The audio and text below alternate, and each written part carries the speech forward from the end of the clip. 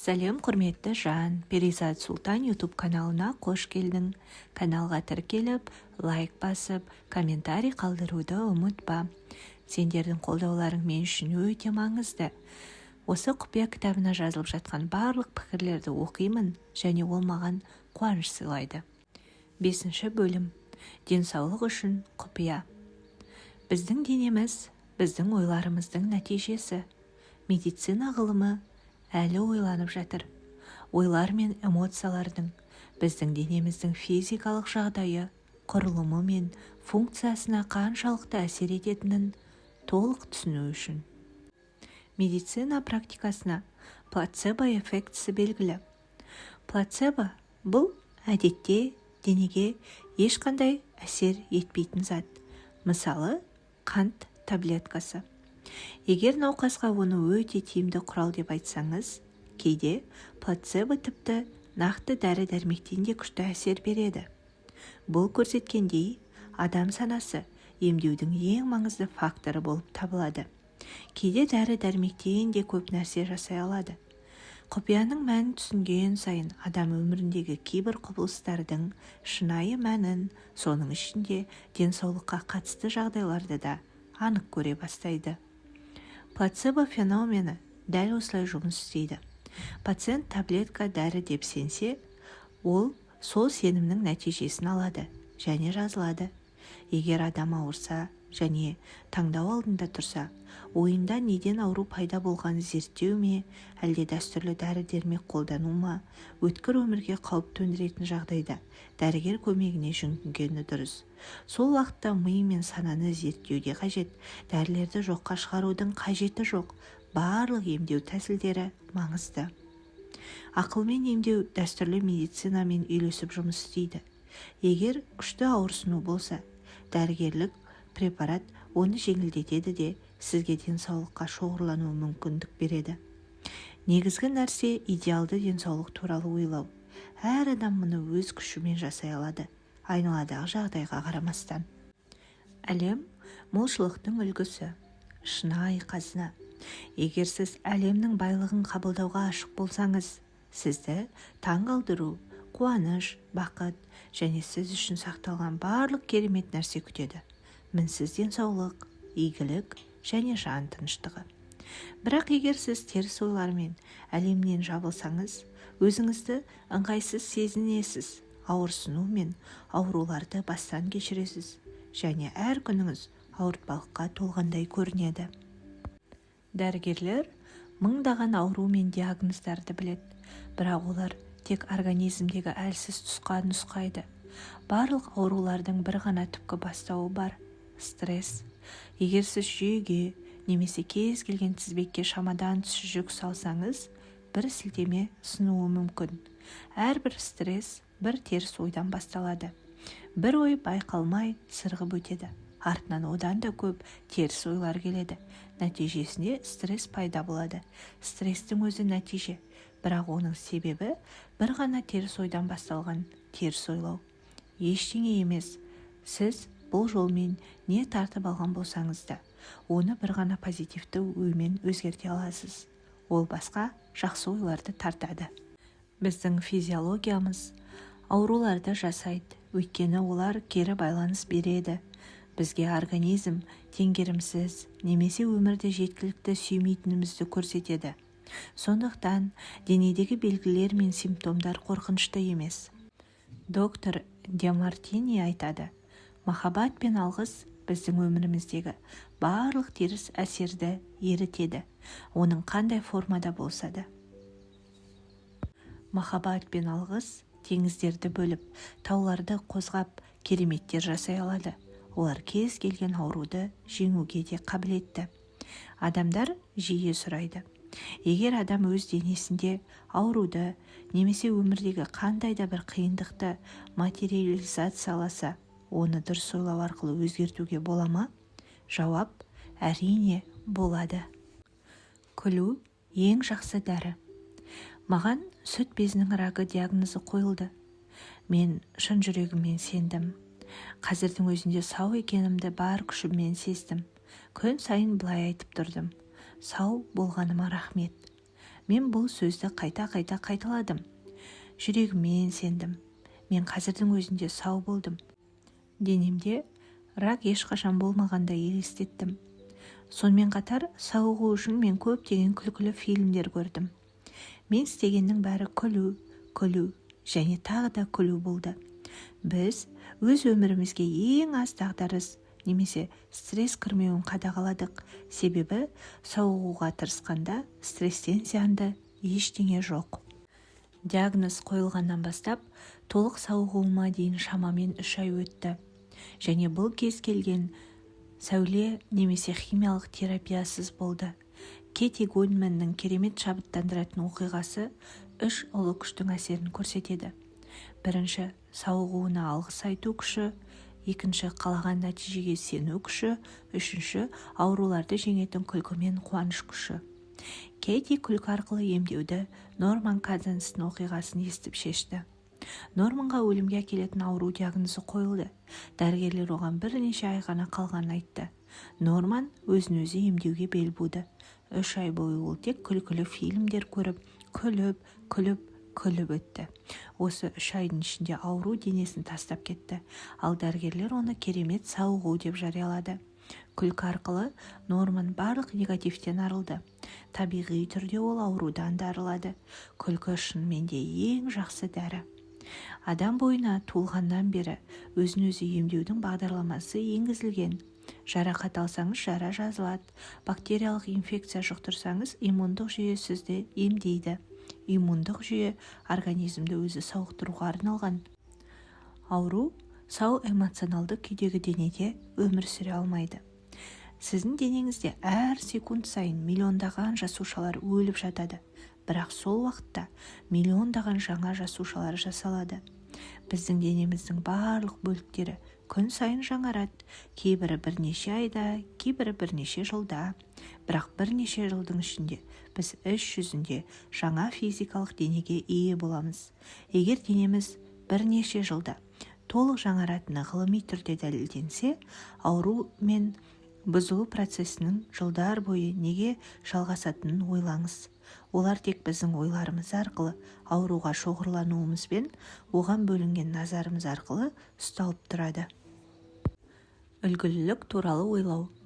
Үлгілі болуды ойлаңыз. Гармониялы ойлары бар адам денесінде ауру сақталмайды. Тек толықтық бар екенін біліңіз. Үлгілілік туралы ойласаңыз, оны өзіңізге тартып аласыз. Кемшілікті ойлар барлық адамзат проблемасының себебі. Соның ішінде ауру, кедейлік және бақытсыздық. Теріс ойлаған сайын біз өз заңды мұрамыздан айырыламыз. Мұны өзіңізге айтыңыз. Мен үлгілілікті ойлаймын. Мен тек үлгілілік көремін. Мен үлгілімін. Мен денемдегі барлық қатаңдық пен қозғалмаушылықты жеңдім. Денемді бала сияқты, икемді, мінсіз деп елестеттім. Бұлшықеттер мен буындардағы барлық ауырсыну мен кернеу жоғалды. Бұл шамамен бір түнде жүзеге асты.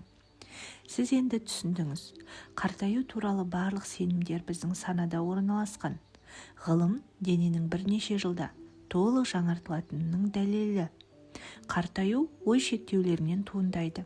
Сол себепті теріс ойларды миыңыздан шығарыңыз. Және біліңіз, денеңізге тек бірнеше ай ғана өтті. Ал сананы қанша жыл есептегеніңіз маңызды емес. Келесі туған күніңізді өзіңізге сыйлық ретінде тойлаңыз. Оны бірінші күнде қабылдаңыз. Тортқа 60 шам жаққыңыз келмесе, оны жасамаңыз. Сонда қартаюға шақыру болмайды. Өкінішке орай батыс қоғамы жасқа тым байланған, бірақ шын мәнінде жас жоқ. Сіз өзіңіздің жолыңызды ойлап таба аласыз. Мінсіз денсаулыққа, толық денеге, оптималды салмаққа, мәңгілік жасаруға жету. Мұны тұрақты түрде үлгілілік туралы ойлап, өзіңізге материализациялай аласыз. Егер сіз ауырып, ауруға шоғырлансаңыз, оны басқалармен сөйлесіп жүрсеңіз, сіз өз денеңізде одан да көп ауру жасушаларын құрасыз. Денеңізді толықтай сау деп елестетіңіз, ал аурумен айналысу дәрігерлердің ісі. Көптеген адамдар ауырып қалса, үнемі соны айтып отырады. Шындығында олар өз ойларын айтады. Олар үнемі ауру туралы ойлайды. Егер сізде аздап әлсіздік сезілсе, оны айтпаңыз. Егер одан да көп ауру тартқыңыз келмесе, біліңіз, ауру сіздің ойларыңыздан пайда болады. Көп қайталаңыз. Мен керемет сезінемін. Барлығы тамаша. Және бұл сезімді өзіңізде қалдырыңыз. Егер өзіңізді жайсыз сезінсеңіз, ал біреу денсаулығыңызды сұраса, оған алғыс айтыңыз. Бұл адам сізге тек жақсы денсаулық туралы ойлауды еске салды. Тек қалағаныңыз туралы сөйлесіңіз. Сіз ауруды жұқтырмайсыз, егер оны ойламасаңыз. Қауіптеніп, аурудан қорқып, сіз оны өз ойыңызбен тартып аласыз. Сондай-ақ ауру туралы көп сөйлейтін адамдарды тыңдау арқылы да өзіңізге ауру шақырасыз. Тыңдаған сайын сіз өз ойыңыз бен энергияңызды ауруға бересіз. Ойлаған нәрсеге қол жеткізесіз. Мұндайда сіз басқаларға көмектеспейсіз. Керісінше, олардың ауруына энергия қосасыз. Егер шын көмектескіңіз келсе, тақырыпты өзгертіңіз, немесе өз жолыңызбен жүріңіз. Содан кейін барлық ойларыңыз бен сезімдеріңіздің күшімен сол адамды сау деп елестетіңіз, және солай болсын. Айталық, сіздің екі танысыңыз бар. Екеуі де бірдеңеге ауырып жатыр. Біреу позитивке шоғырланады, екіншісі ауруға. Біріншісі үмітте өмір сүреді, қуанады және әр сәтке алғыс айтады. Ал екіншісі ауру, шағым, күйзеліс жолын таңдайды. Адамдар өздерінің жаман сезімдеріне, қорқынышқа немесе ауыр симптомдарына толық шоғырланған кезде олар өз проблемаларын созады. Сауығу болмайды, егер ойларыңызды аурудан денсаулыққа аудармасаңыз. Бұл тартылыс заңы. Есте сақтайық, әр жағымсыз ой бұл денеге кіретін нақты ауру. Қуанышты ойлар биохимияны жақсартып, денені бақытты және сау етеді. Теріс ойлар мен стресс организмге қатты зиян келтіреді.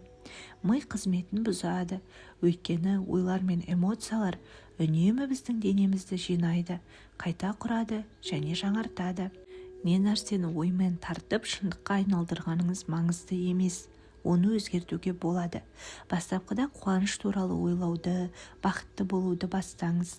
Бақыт бұл сезім, жан күйі. Сіздің қолыңызда қуаныш сезімін қосатын батырма бар. Қазір басыңызда ешқашан жібермеңіз, айналаңызда не болып жатқанына қарамастан. Денеден физиологиялық стрессті алыңыз, және ол өз міндетін орындайды. Өзін өзі емдейді. Сіз аурудан құтылу үшін күресуіңіз қажет емес. Тек теріс ойларды алыңыз да денеңіздің табиғи сау күйіне жол беріңіз. Сонда сіздің денеңіз өзіне күтім жасап сау болады. Мен бүйрек сауығуын көрдім. Рактың ісі жоғалып кетуін көрдім. Көріністің жақсарып қайта оралуын көрдім. Мен шамамен 3 жыл бойы тек оқу үшін көзілдірік кидім. Құпиямен танысқанға дейін. Бір кеште мен құпия арқылы көзімді бақылап отырып, көзілдірікті іздеп жүргенімді түсіндім. Мен жиі еститін пікірді естідім. Жас ұлғайған сайын көздің көруі нашарлайды деген. Адамдардың кітапты алыста ұстап оқып жүргенін көрдім. Мен көздің жастықпен нашарлайтынына сендім. Және сол ойды өзіме тарттым. Мұны мен өзім жасағанымды білмедім. Бірақ мен жасағаным өз ойым арқылы. Сол себепті мен бірден өзімді 21 жасымдағыдай таза, анық көретіндей елестеттім. Қараңғы мейрамханаларда, шақта, компьютер алдында оқитынымды елестеттім. Оңай әрі күш жұмсамай оқимын. Мен қайта-қайта қайталадым. Мен жақсы көремін, керемет көремін деп. Мен өз керемет көрінісім үшін қуаныш пен алғыс сезіндім. 3 күн ішінде көрінісім қалпына келді. Және менде оқу үшін көзілдірік жоқ.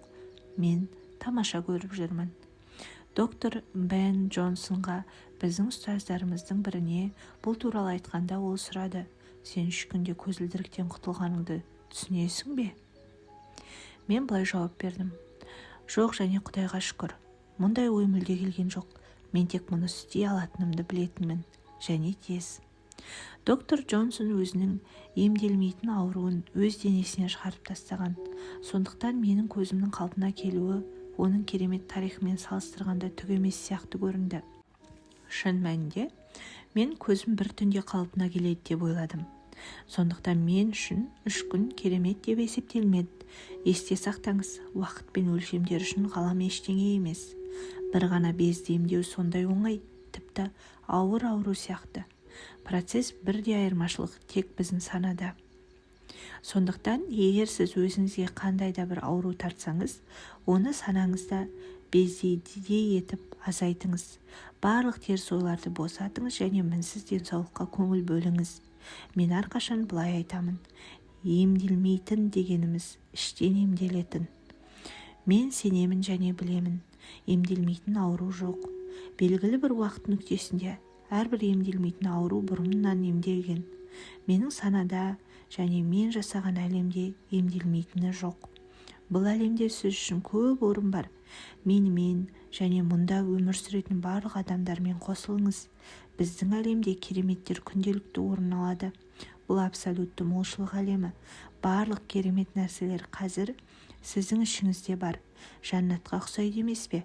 Сол шын мәнінде рас. Сіз өз өміріңізді өзгерте аласыз және өзіңізді емдей аласыз. Менің тарихым 1981 жылғы 10 наурызда басталады.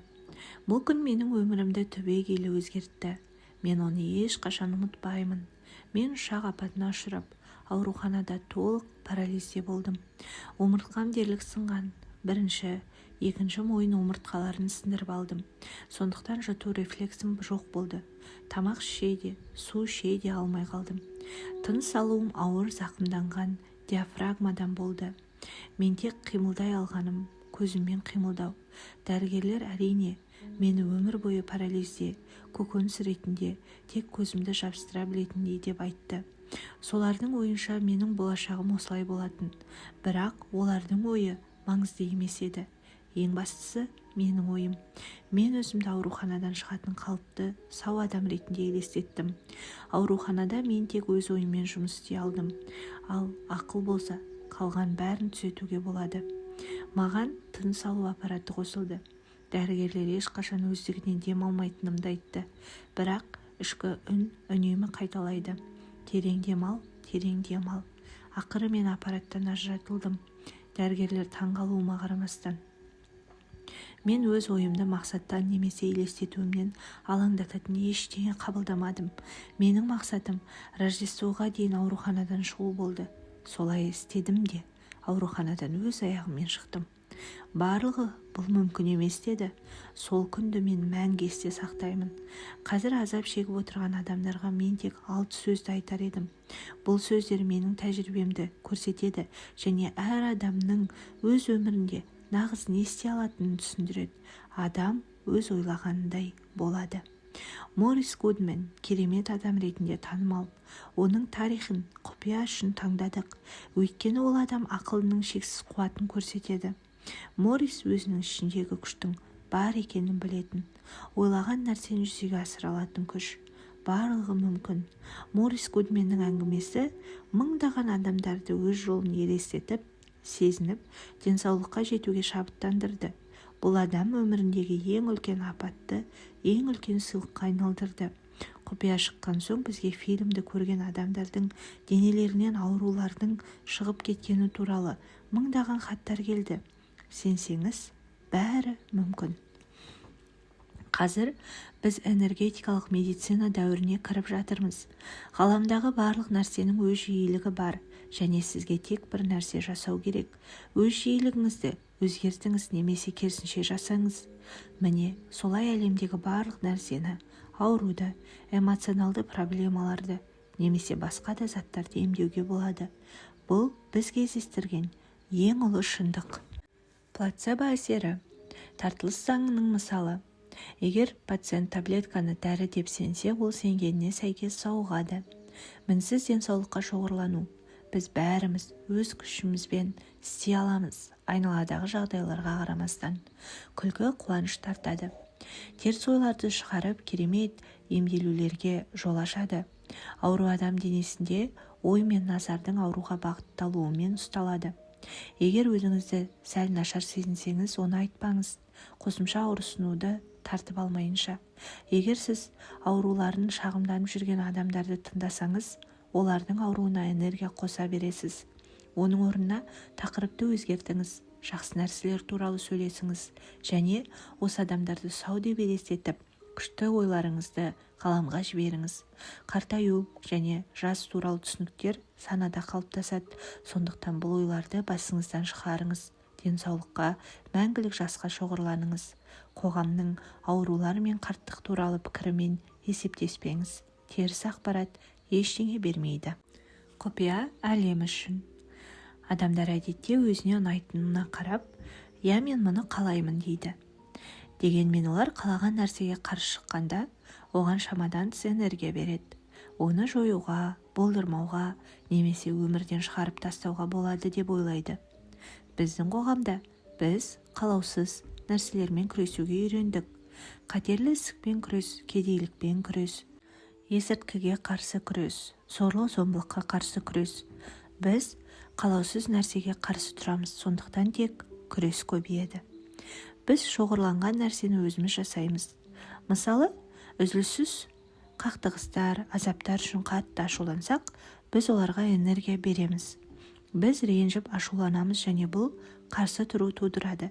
Сіз неге қарсы тұратын болсаңыз, ол сізге қарсы тұрады. Карл Юнг. Біз неге қарсы тұратын нәрсемізге соқтығамыз. Себебі қарсы тұру арқылы сіз өзіңізге «Жоқ, мен бұны қаламаймын, өйткені мені мұндай сезім мазалайды» дейсіз. Бұл өте күшті эмоция береді. Маған бұл сезім ұнамайды. Ол әрине сізге қарай ағылады. Қарсы тұру теледидардағы бейнені өзгертуге тырысқандай. Ол қазірдің өзінде көрсетілген. Бұл уақытты босқа жұмсау.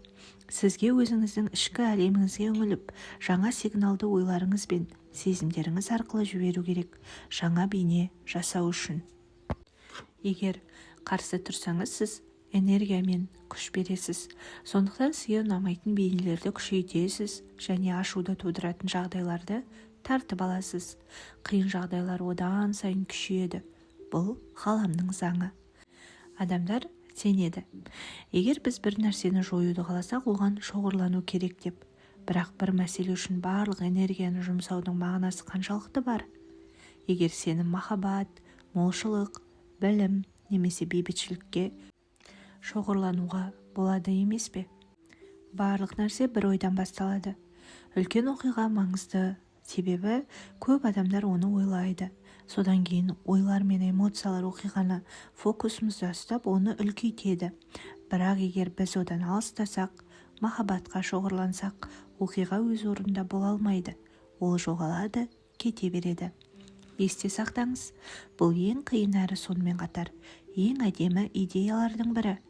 Есте сақтаңыз, кедергілер қандай болсын, қалаған нәрсе қайда болса да, ол кімге қатысты болса да, сіздің нағыз пациентіңіз өзіңіз. Сіз тек өзіңізге қалаған шындықты материалданғанын көрсетуіңіз керек. Чарльз Эннел. Құпия әлем мен ой үшін. Өмірдегі керемет нәрселерді көру үшін және теріс энергияны азайту үшін ой мен көңілге толық назар аудару маңызды. Сіз көргіңіз келмейтін нәрселерді байқау қалыпты жағдай.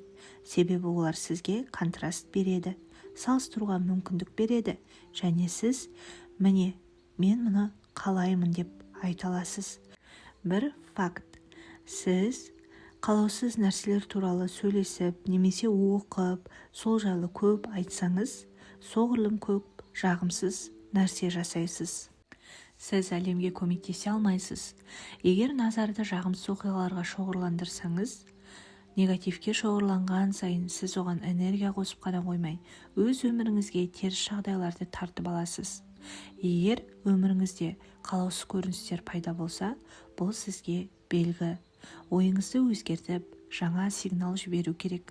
Әлемде болып жатқан жағдайға қарамастан, сіз күшсіз емессіз, сізде бүкіл әлемнің күші бар. Адамдарды бақытты көруге шоғырланыңыз. Азық-түлік молдығына назар аударыңыз. Күшті ойларыңызды, қалаған нәрселерге бағыттаңыз. Сіз әлемге көп нәрсе бере аласыз. Тек сүйіспеншілік пен молшылықты сәулелендіріп отырсаңыз жеткілікті.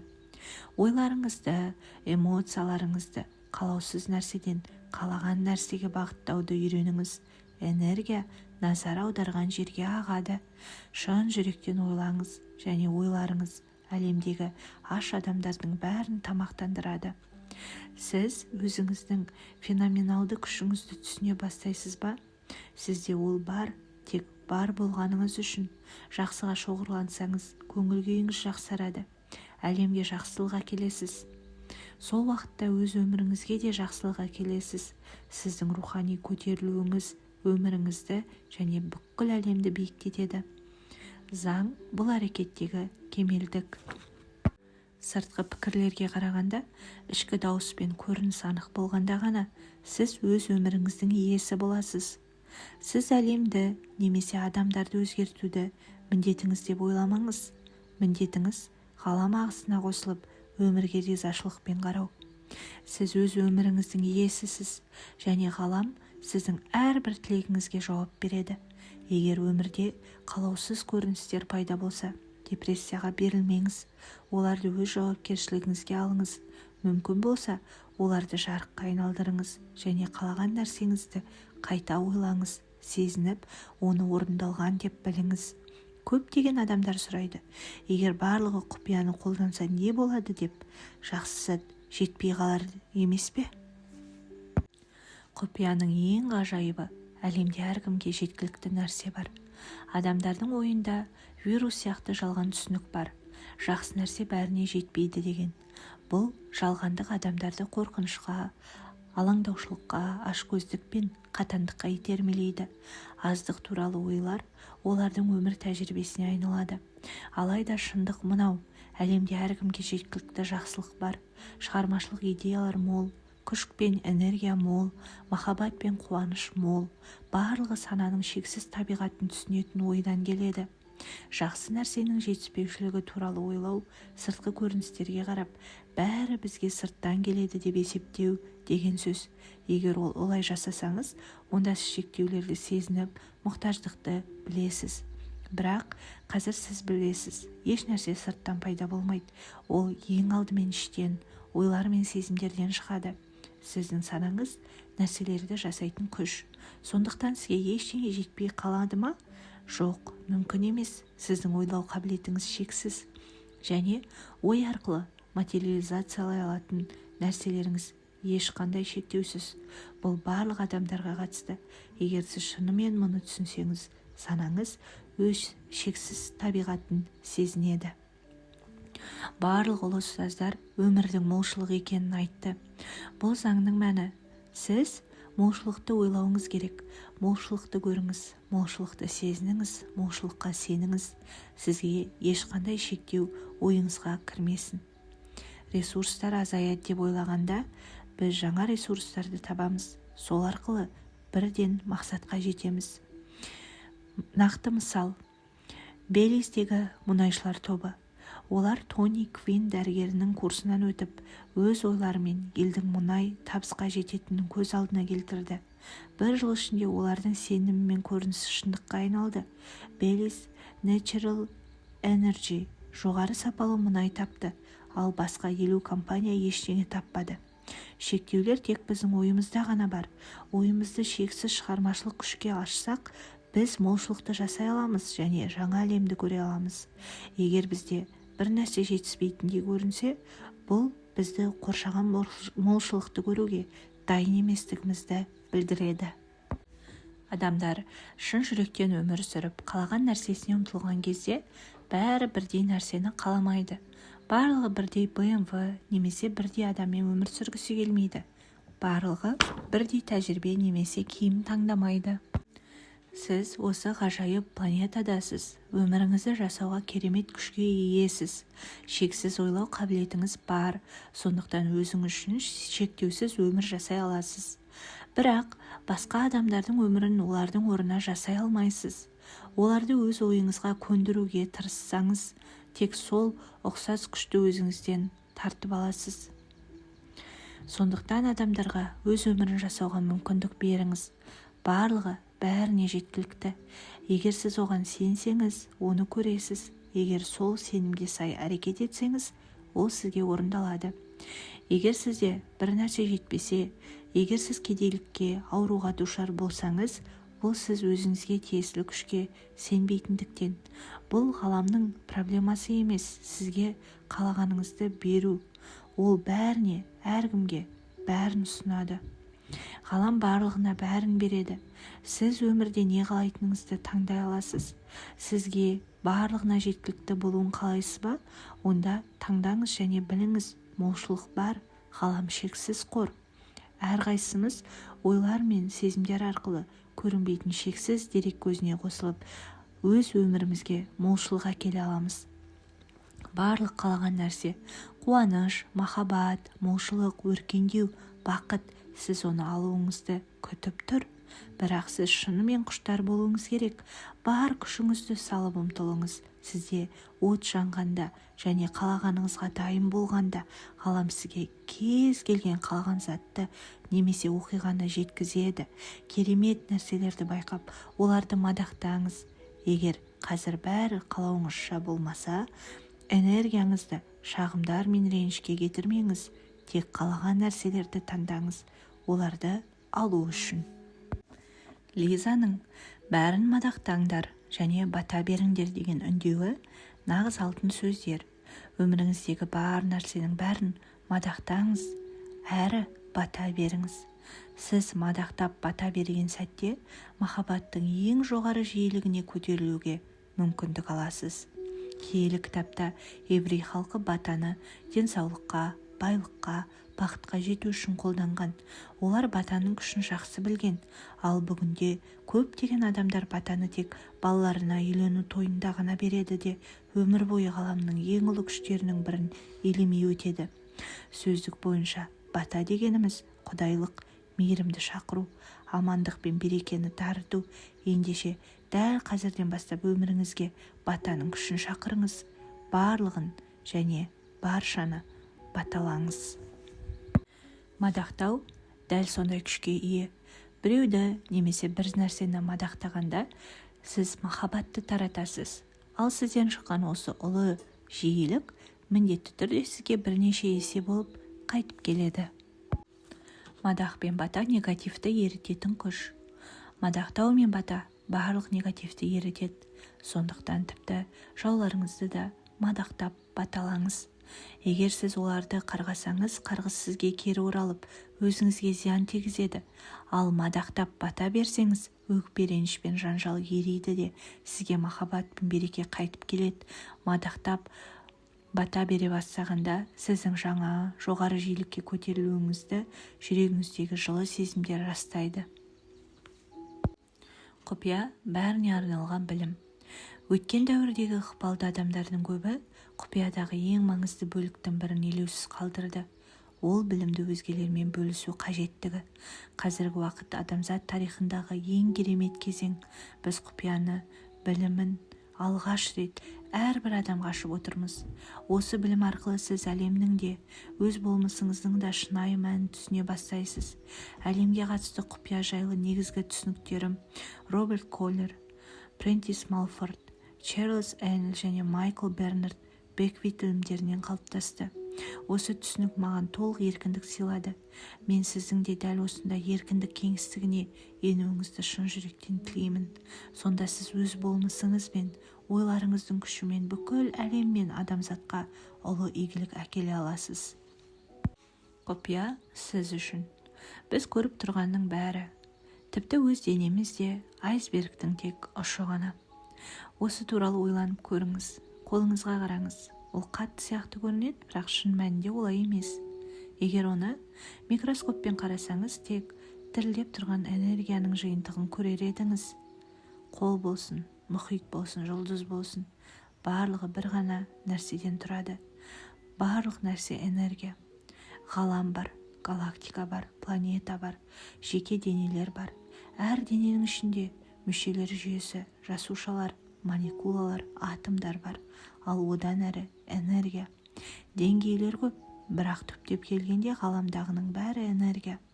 Мен құпиямен танысқан соң оның ғылымда қалай түсіндірілетінін білгім келді.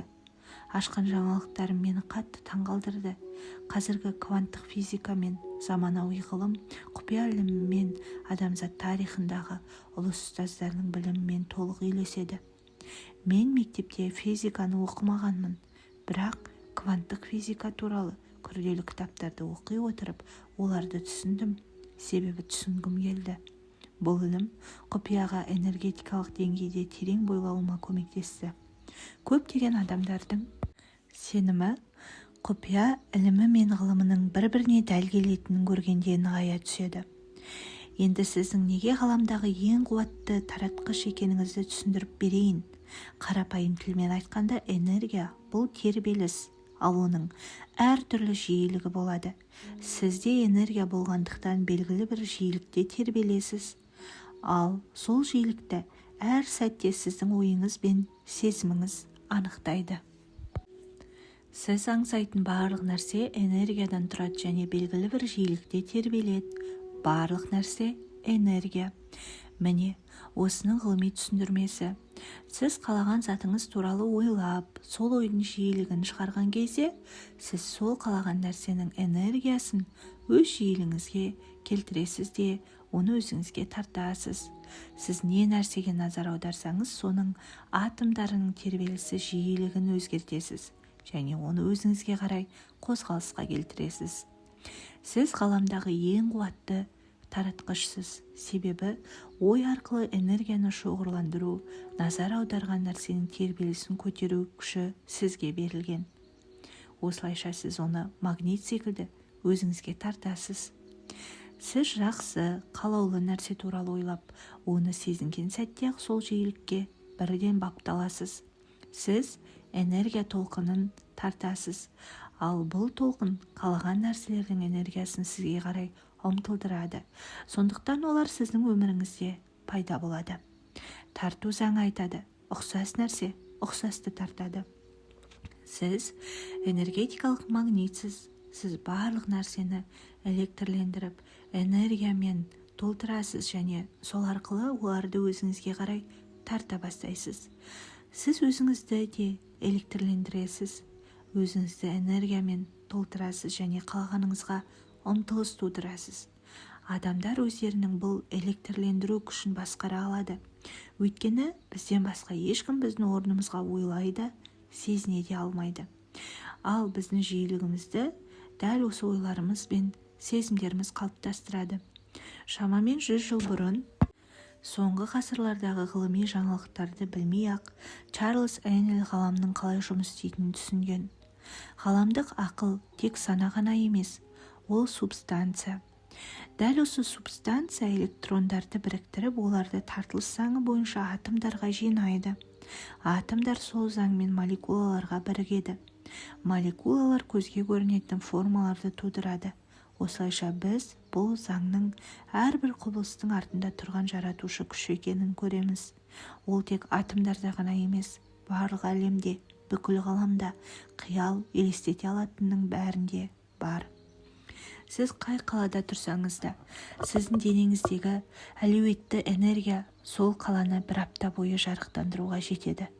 Бұл күшті сезіну үшін адам тірі өткізгішке айналуы керек. Ғалам тірі өткізгіш, онда әрбір тіршілік иесінің өміріндегі кез келген жағдайдан өтуге жеткілікті энергия бар. Адам санасы ғаламдық ақылмен түйіскен кезде, адам ғаламның бүкіл күшіне ие болады. Көпшілік адамдар өзін тек физикалық денесі арқылы анықтайды. Бірақ біз тек дене ғана емеспіз.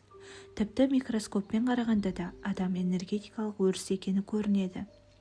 Сіз кванттық физика маманынан барып сұрасаңыз, әлемді не құрайды? Ол жауап береді: энергия. Ал сол энергияны сипаттап беріңіз. Ол ешқандай жойылмайды да, жасалмайды да. Ол әрқашан болған және бола береді. Бар болғанның бәрі мәңгі бар. Ол формалады.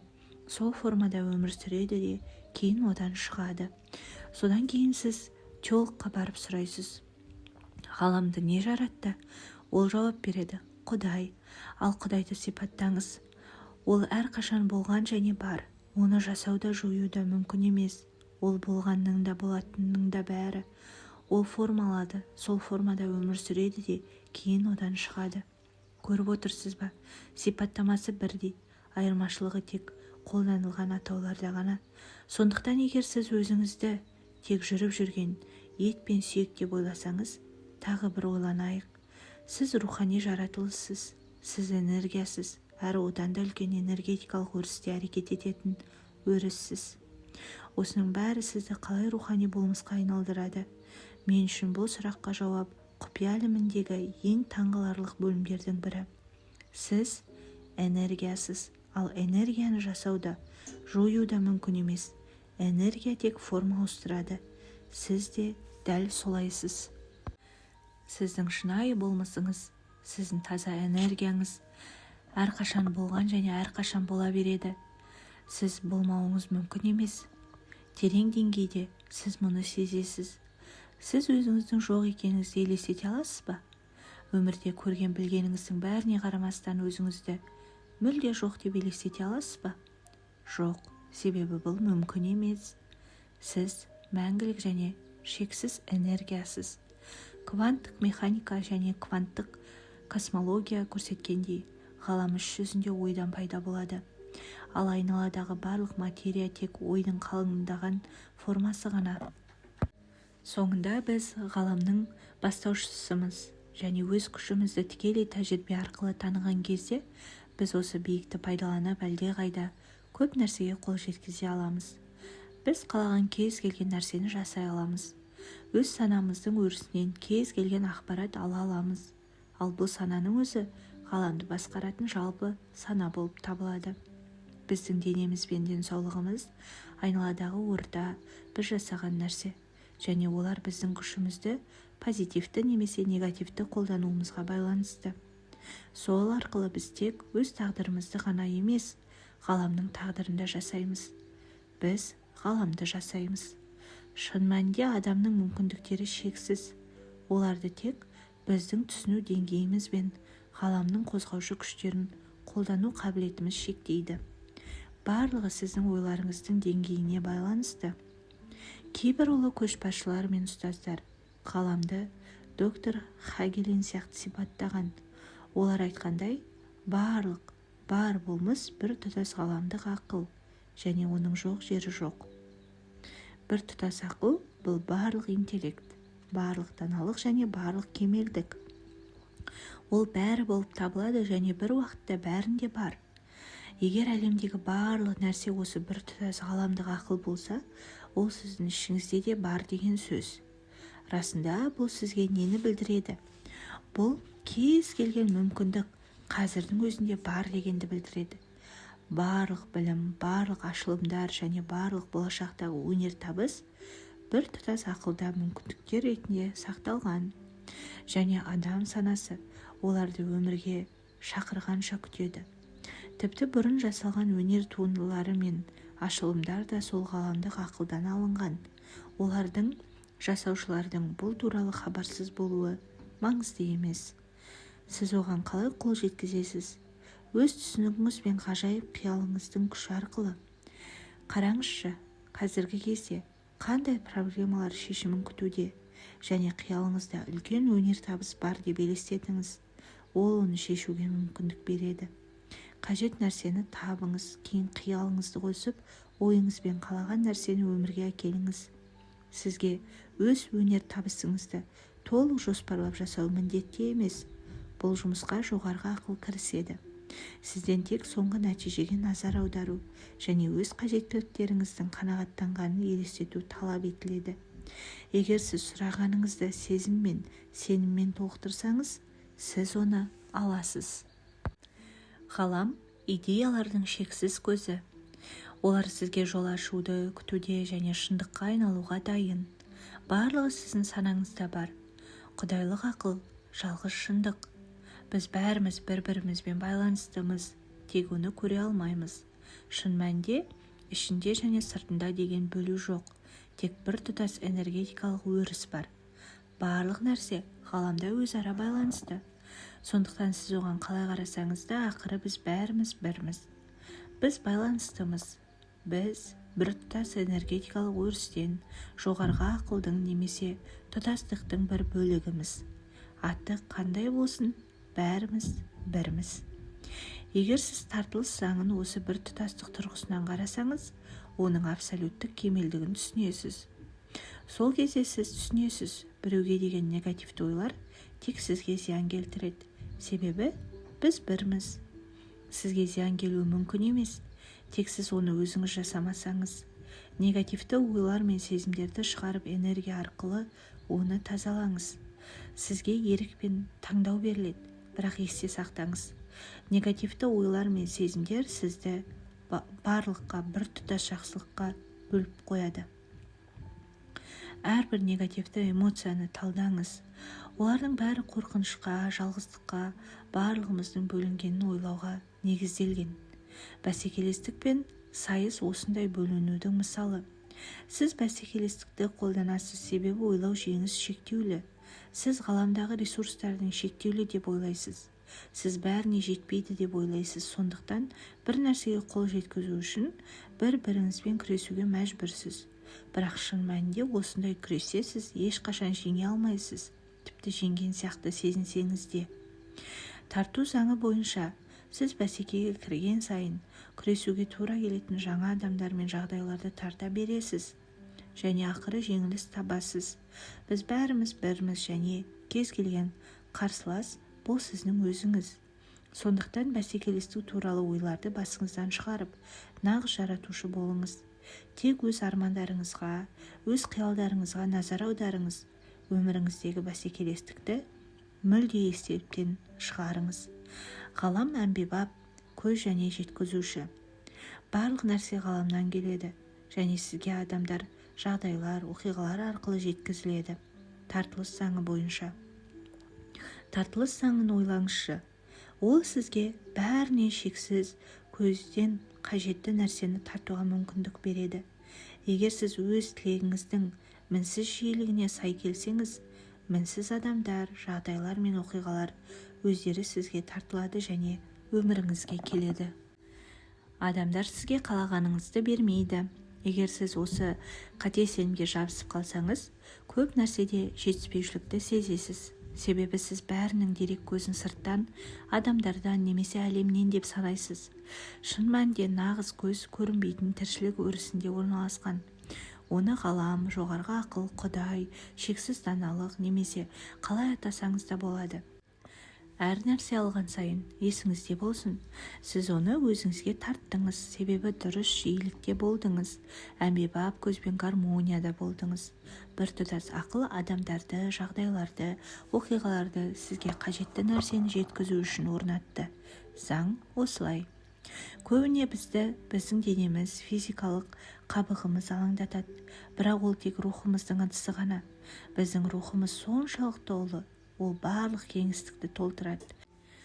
Көптеген адамдар өзін жағдайлар құрбаны деп санайды және әрдайым өткенге оралады. Мысалы, қиындық көрген әке немесе отбасылық қиындықтар.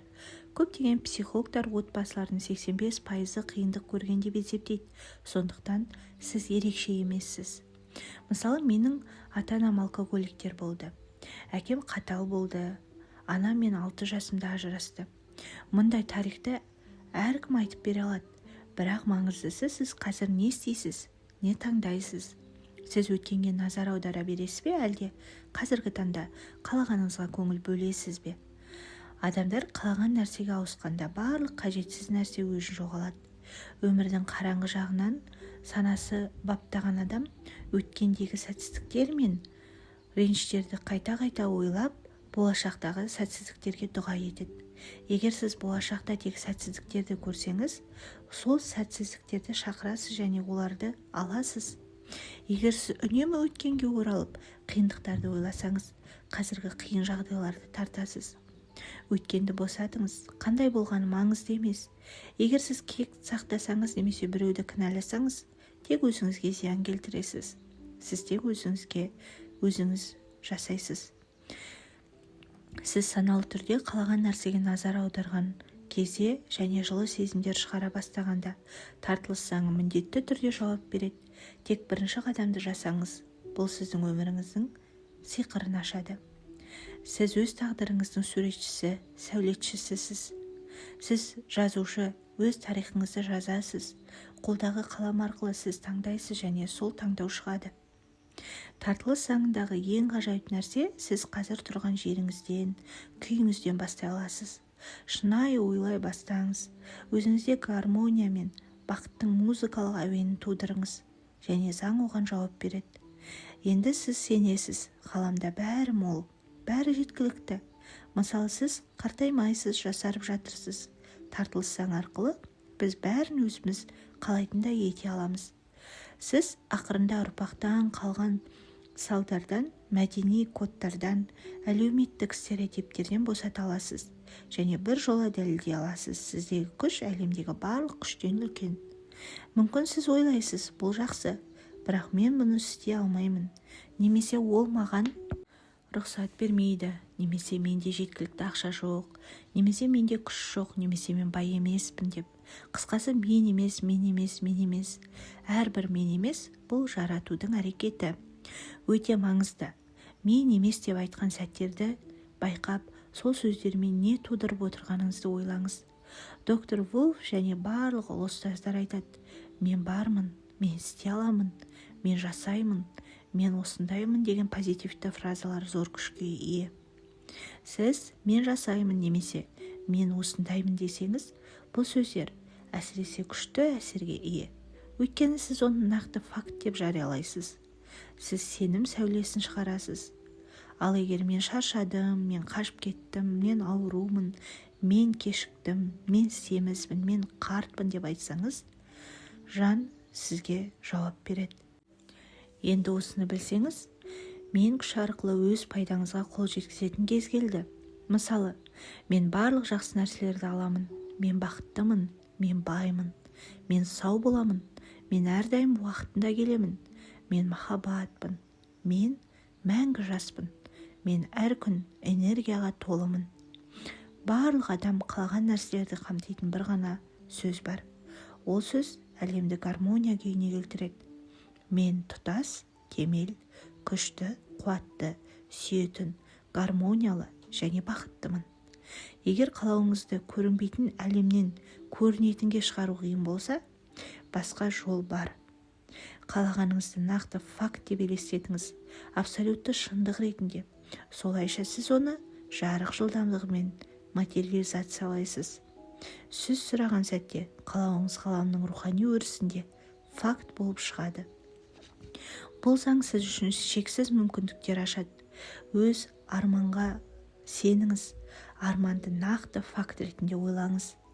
Форд өз қозғалтқыш идеясын дүниеге әкелгенде, адамдар күліп, оны ақылдан адасқан деп санады. Бірақ Форд өмірді жақсы түсінді. Ол құпия мен ғалам заңын білген. Сіз ойлайсыз ба, істей аласыз ба, істей алмайсыз ба? Екеуінде де сіздікі дұрыс. Сіз ойлайсыз ба, істей аласыз ба? Бұл біліммен сіз қалағаныңызды жасай аласыз. Бұрын өзіңізді төмен бағаладыңыз, бірақ енді сіз жоғарғы ақылсыз. Барлық ойлар, барлық шабыттар сізге қол жетімді. Сіз бәрін жасай аласыз. Сіздің ақылыңыз шексіз, сондықтан оны сөзбен мойындап, өзіңізді тануыңыз қажет. Шектеу бар ма?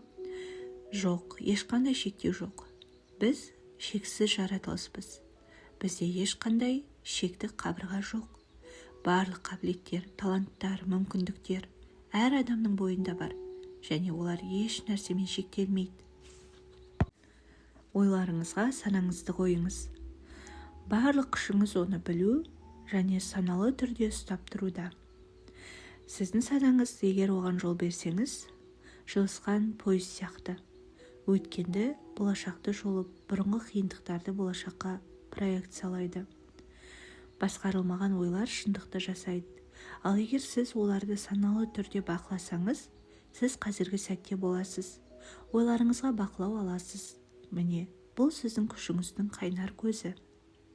Сонда қалай өзіңізді айқынырақ сезіп, саналы түрде танып біле аласыз?